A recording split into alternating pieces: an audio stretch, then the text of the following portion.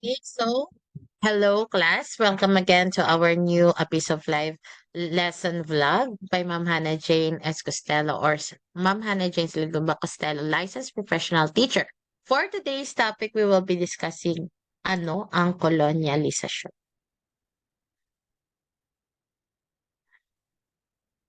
Okay, ano ang kolonyalisasyon or kolonyalismo? Ano ang kolonyalismo?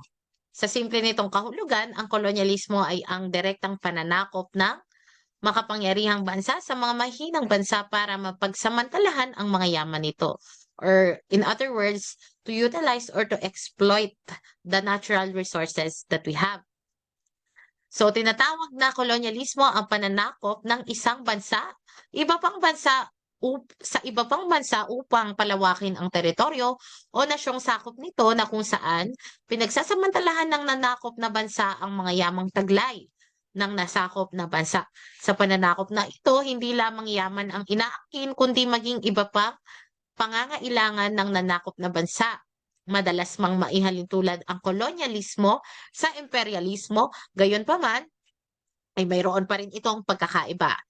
Kung ikukumpara sa imperialismo, maaring magsilbing base para sa kalakalan at militar ang kolonya. Layunin ng kolonyalismo ang makinabang sa kung anong mayroon ang nasakop na bansa upang magamit sa pag-unlad ng mga mananakop. So, epekto ng kolonyalismo sa Pilipinas.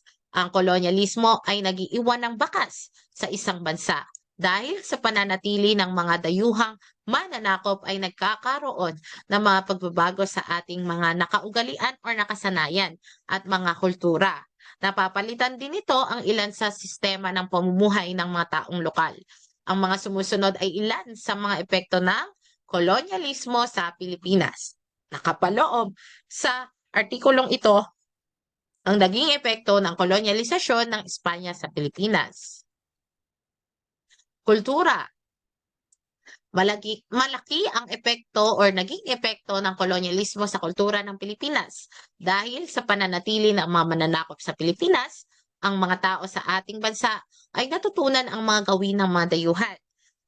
Napagbabago nito ang mga pananaw ng isang individual at napapaman siya sa kultura ng bansang nanakop. Kaugnay nito, ang kultura ng sarili nating bansa ay nalilimutan na dahil dun sa mga impluwensya ng dayuhan. So napapawalang um, bahala na natin yung mga kultura na dati nang nasa atin.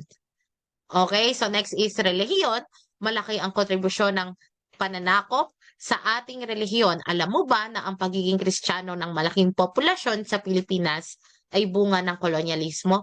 At pagdating naman sa Protestantismo, ito ay impluwensya ng mga Amerikano. So noong tayo ay sinakop ng mga Espanyol, ipinakilala nila ang relihiyong Katoliko. Mula sa pagsamba ng ating mga ninuno, sa mga anito ipinakilala ng mga Espanyol ang dapat kilalanin at sambahing Diyos.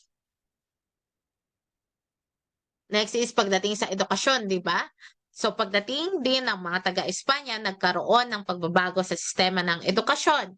Nagkaroon ng mga paaralan at universidad kung saan mas nalilinang or malilinang pa ang kakayahan ng isang individual. Next is pamahalaan. Sa pagdating din ng mga Espanya, nagkaroon ng pagbabago sa sistema ng edukasyon. Nagkaroon ng mga paaralan at universidad kung saan mas malilinang pa ang kakayahan ng isang individual.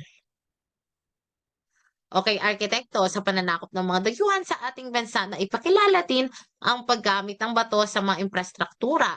Napatibay nito ang mga bahay ng mga mamamayan. Matuturing itong mabuting na idulot ng kolonyalisasyon sapagkat nagkaroon ng mga gusali at mga daan ang Pilipinas at naging matibay, 'di ba? Yung mga infrastruktura natin. So kasi pag matibay, maiiwasan natin yung mga sakuna at mga paglindol, 'di ba? Kahit na maglindol, matibay pa rin yung pagkakagawa ng mga infrastruktura. So, hindi 'yun basta-basta guguho or hindi 'yun basta-basta masisira. At maraming salamat sa inyong pakikinig at don't forget to subscribe on my YouTube channel, Hannah Jane Costello or Hannah Jane Saligumba Costello, and ring the a licensed professional teacher, ring the bell for notifications for you to be notified if my new vlogs na i-upload ako. And don't forget to like and comment. Bye. God bless. God is good all the time. So whatever happens, always think that God is good all the time and life goes on. Bye.